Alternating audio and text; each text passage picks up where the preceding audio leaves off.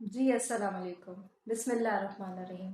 आज हम बहुत इम्पोर्टेंट और बहुत ही इंटरेस्टिंग टॉपिक लेके आए हैं। वो ये है कि आजकल डिवोर्स रेट बहुत ज़्यादा बढ़ गया है। तो क्या वजूहात हैं कि जिनकी वजह से हम कामयाब शादियों को मज़ीद तरवीज दे सकते हैं, मज़ीद रवाज दे सकते हैं? तो उसके लिए हमारे क्लिनिक में अक्सर मैरिटल काउंसलिंग के लिए बहुत से कपल्स ऐसे आते हैं जिनसे ये साबित होता है कि बहुत सारे फैक्टर्स को शादी से पहले कंसिडर किया ही नहीं गया था और उनके बारे में सोचा ही नहीं गया था। चंद एक बातें बस अच्छी लगी, कई दफ़ा लोगों को सिर्फ मोहब्बत हो जाती है और शादी कर लेते हैं। बाज़ दफ़ा सिर्फ फैमिलीज़ को तरवीज देने के लिए और बाज़ दफ़ा और इंटरेस्ट को देखा जाता है और बहुत सारे इंपॉर्टेंट फैक्टर्स को बिल्कुल ओवरलुक कर दिया जाता है, जो बाद में जब सरफेस करते हैं तो वो बहुत ज़्यादा कॉम्प्लिकेशंस क्रिएट करते हैं, उन रिलेशनशिप्स को चलाना मुश्किल हो जाता है। और अब ये बहुत इम्पोर्टेंट टाइम है कि हमें वक्त और एनर्जी के ज़िया किए बगैर ऐसी रिलेशनशिप्स, ऐसी शादियों को तरवीज देनी होगी जो कामयाब भी हों और आसानी से कपल्स एक, क्योंकि ये अल्लाह की तरफ से जो शादी का रिश्ता है वो एक रहमत और तस्कीन का रिश्ता है और इसमें दोनों तरफ से एक बैलेंस होना, एक हार्मनी होना और एक अंडरस्टैंडिंग होना बेहद ज़रूरी है। क्योंकि हमारे मुल्क में सिर्फ एक लड़के और लड़की की शादी नहीं होती है, बल्कि पूरा फैमिली सिस्टम इन्वॉल्व होता है और एक पूरी फैमिली दूसरी फैमिली के साथ आकर एक अटैचमेंट और एक रिश्ता बनाती है। इसलिए बहुत ज़रूरी है कि चंद एक इम्पॉर्टेंट फैक्टर्स हैं जो मैं कोशिश करूँगी कि अगर हम एक वीडियो में कवर नहीं कर सके तो दूसरी वीडियो में ज़रूर आपको बता सकूँ कि शादी से पहले ऐसे कौन से फैक्टर्स हैं जो लड़के और लड़की की फैमिलीज़ और लड़के लड़की को दोनों को कंसिडर करने चाहिए ताकि वो एक बेहतर शादी चला सकें। और जो एक बुरी शादी होती है उसका नुकसान ये होता है कि जो आगे आने वाली नस्ल है, जो बच्चे होते हैं वो बहुत बुरी तरह मुतासर होते हैं। और ये जैसे एक कहावत है कि ये वो हड्डी है जो गले से अगर ख़राब शादी खुदा ना खास्ता हो जाती है तो ये वो हड्डी है जो गले से ना निगली जाती है ना उगली जाती है। और जबकि ये रिश्ता बेहद खूबसूरत और बेहद ही अल्लाह की तरफ से एक नेमत के तौर पे है और होना तो ये चाहिए कि जब शादी हो जाए तो एक और एक 11 हो जाए। और कुरान में आता है कि ये एक दूसरे का लिबास है मियाँ बीवी। तो इन खूबसूरत रिश्ते को खूबसूरत तरीके से कैसे चलाया जाए और उससे पहले किन फैक्टर्स को देखना चाहिए वो हम सबको कंसिडर करने चाहिए। एक हम इसमें वर्कशॉप भी करवाते होते हैं जो to be wives and to be males हैं जो कि हस्बैंड होने वाले होते हैं। तो मैरिटल काउंसलिंग की सबसे पहली जो स्टेप होती है वो यही होती है कि बिफोर मैरिज आप लोग कंसिडर कर सकें कि ये फैक्टर्स हैं जिन पे हमें काम करना चाहिए और हमारी इसमें एक अंडरस्टैंडिंग ज़रूरी है। और उसपे हम सबसे पहले जो चीज़ आपको सजेस्ट करते हैं कि आपने priorities of life in general भी निकालनी है और प्रायोरिटीज़ ऑफ मैरिटल लाइफ भी निकालनी है। मैरिटल लाइफ से मुराद ये कि आपको अपने स्पाउस में, चाहे वो मेल या फीमेल जो भी है, कौन सी क्वालिटीज़ ऐसी चाहिए जिसके बगैर आपको लगता है कि शादी काम नहीं करती। कई दफ़ा एक कपल के लिए वो फैक्टर इतने इम्पोर्टेंट नहीं होते, दूसरे कपल के लिए बहुत इम्पोर्टेंट हो जाते हैं। जैसे हम अपने मुल्क के तनाज़ुर में ही बात करेंगे कि बाज़ रिलीजियस फैमिलीज़ हैं जिनके लिए पर्दा बहुत ज़रूरी है और उनकी अगर बहू पर्दा नहीं करती है तो वो मसला बन जाता है, शौहर को भी बात नापसंद और नागवार होती है। और बाज़ फैमिलीज़ में अगर पर्दा किया जाए तो वो नागवार उनको गुजरता है।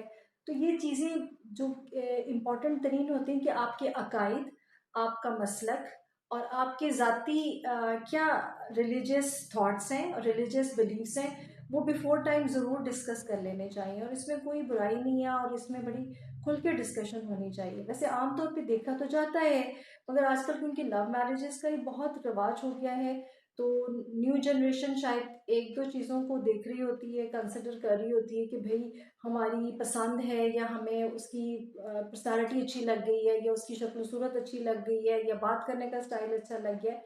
ये चीज़ें भी अच्छी हैं, ज़रूर देखनी चाहिए, पर उससे इम्पॉर्टेंट होती है कि इंटरनल पर्सनालिटी और internal thoughts and belief system बहुत ज़रूरी है कि वो आपका मैच कर रहा है कि नहीं कर रहा है। और उसके बाद जो इम्पोर्टेंट चीज़ आपको देखनी चाहिए, बाज़ लोगों की प्रायोरिटी ज़ाहिरी खूबसूरती होती है और दूसरों की ये भी होती है कि वो करैक्टर देखना चाहते हैं कि ऑनेस्टी हो और लॉयलिटी हो। बाद में ये चीज़ें ज़्यादा मैटर करने लग जाती हैं, क्योंकि शक्ल सूरत की तो इतनी फिर नहीं रहती। और आजकल तो बहुत सारे और प्रोसीजर्स हैं जिससे आप खूबसूरत दिखाई दे सकते हैं, मेकअप्स हैं, सर्जरीज हैं, फिल्टर्स हैं।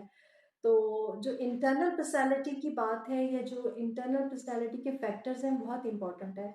अक्सर लड़कों के मामले में सिलेक्शन करते हुए ये नहीं देखा जाता कि वो स्मोकिंग करते हैं कि नहीं करते हैं। ज़्यादातर जो रुझान होता है वो लड़के की तरफ जब देखा जाता है, तो कि उसकी फाइनेंशियल स्ट्रेंथ कितनी है, उसकी फाइनेंशियल बैकग्राउंड कितना है, और वो कितना को कमा सकता है, कितना को साउंड है, ये आमतौर पे पेरेंट्स की प्रायोरिटी होती है। पर अब हालात बदल के लड़कियां खुद भी कमा रही हैं, तो इंडिपेंडेंस उनके पास भी है। तो अब ये ज़रूरी है कि आप लोग ये ज़रूर नोट करें कि आपकी पर्सनल प्रायोरिटी क्या है। हम इसके लिए जब वर्कशॉप करवाते हैं तो बाकायदा क्वेश्चन दे के आपकी लाइफ प्रायोरिटीज़ निकलवाते हैं, आपकी मैरिटल प्रायोरिटीज़ निकालते हैं, आपकी स्पाउस की प्रायोरिटीज़ निकालते हैं, जिसके बगैर आपका जीना बहुत मुश्किल होता है। और इसमें आजकल कोई वो हिजाब की बात नहीं है, कोई शर्म की बात नहीं है। आपको एक दूसरे की फैमिली की फिजिकल और मेंटल हेल्थ की ज़रूर एक हिस्ट्री लेनी चाहिए और वो एक्सचेंज करनी चाहिए, क्योंकि कई दफ़ा बाज़ चीज़ें ऐसी होती हैं जो कि छुपा दी जाती हैं और बाद में निकलती हैं, तो वो बहुत तकलीफ़ का बायस बनती हैं। और कई दफ़ा ये इतनी ज़्यादा टेंशन क्रिएट हो जाती है कि बात तलाक तक जाकर रुकती है। अ, ये भी देखा गया है कि स्मोकिंग के अलावा आजकल और भी प्रॉब्लम्स हैं, जैसे ड्रग्स अब्यूज़ है और अल्कोहल है। वो काफ़ी ज़्यादा कॉम्प्लिकेटेड सिचुएशन क्रिएट हो जाती है, क्योंकि पेशेंट ना उन प्रॉब्लम्स को एक्सेप्ट कर रहा होता है, ना वो उन प्रॉब्लम से जान छुड़ाना चाह रहा होता है। तो वो एक बहुत ही कॉम्प्लिकेटेड सी सिचुएशन बन जाती है। बहुत सारी फीमेल्स मेरे पास क्लिनिक में आती हैं कि वो हस्बैंड की बहुत सारी इस ड्रग अब्यूज़ की वजह से बहुत डिस्टर्ब होती हैं, बच्चों पे बहुत बुरा असर पड़ रहा होता है। और बच्चे करने से पहले ही ये सब चीज़ें अच्छे से डिस्कस हो जाए, सेटल हो जाए, बल्कि शादी से पहले ही हो जाए, तो ये बहुत अच्छी बात है। बाज़ फैमिलीज़ हो सकता है कि स्मोकिंग वगैरह को फ़ोरगो कर सकती हों, और बाज़ फैमिलीज़ में बिल्कुल ये पसंद नहीं किया जाता। बाज़ दफ़ा तो शुरू में छुपा लिया जाता है और बाद में पता लगता है कि लड़का स्मोकिंग भी करता है, लड़का और शौक भी रखता है। और ये तमाम चीज़ें क्लियर होनी चाहिए। बाज़ लोगों की रिलीजियस इस्लामिक प्रायोरिटीज़ हैं, बाज़ की नहीं हैं। और भी जो रिलीजन हैं उनके लिए भी ये इम्पोर्टेंट होता है कि वो अपने रिलीजन के मुताबिक अकायद देख रहे होते हैं। कई दफ़ा जो मेजर क्लैश आता है वो शिया और सुन्नी का आता है, वो भी काइंडली ज़रूर आप कंसिडर करें कि आप शिया बच्ची या बच्चे को, या सुन्नी बच्चे या बच्चे को कितना अपनी फैमिली में अकोमोडेट कर सकते हैं, कितना रिस्पेक्टफुली उसे रख सकते हैं। ऑफ कोर्स मुसलमानों में तो ये फ़िरकाबाज़ी का कोई जवाज़ है ही नहीं, ना ही कोई गुंजाइश है। मगर these are the things which are very very normal in our society, और इनको कंसिडर बाज़ हालात में ना करके कॉम्प्लिकेशंस क्रिएट हो जाती हैं। उसके अलावा ये है कि आप ये भी देख लें कि बाज़ फैमिलीज़ में रोल पेरेंट्स का, या एक मदर का या फादर का ज़्यादा होता है, या कोई ओल्डर मेंबर होते हैं उनका ज़्यादा होता है। तो आपकी अपनी फैमिली कितना को उस चीज़ को एक्सेप्ट करती है, कितना नहीं एक्सेप्ट करती। क्योंकि जितने आप मैच करेंगे फैक्टर्स को एक शादी के लिए, उतना ही एक शादी की कामयाबी के लिए सबसे ज़्यादा आसानी उसमें हो जाती है। आजकल पॉलिटिकल व्यूज़ भी बहुत इम्पोर्टेंस रख गए हैं हमारे पाकिस्तान में, ख़ास तौर पे कि कौन किस पार्टी के साथ है। इतने ज़्यादा इंटेंस हो जाते हैं बाज़ लोग, इतने ज़्यादा इमोशनल हो जाते हैं जब वो पॉलिटिक्स के बारे में बात करते हैं। ख़ास पार्टी के लिए किसी के ख़ास जज्बात होते हैं, दूसरी पार्टी बिल्कुल ही उनके, जिसे कहते हैं, कहीं भी नहीं ठहर रही होती गौर व फिक्र में। तो काइंडली वो चीज़ें भी आप मैच करके देखें कि हमारी एक जैसी थॉट है लड़के और लड़की की जिसकी शादी हो रही है, वो बहुत इम्पोर्टेंट है।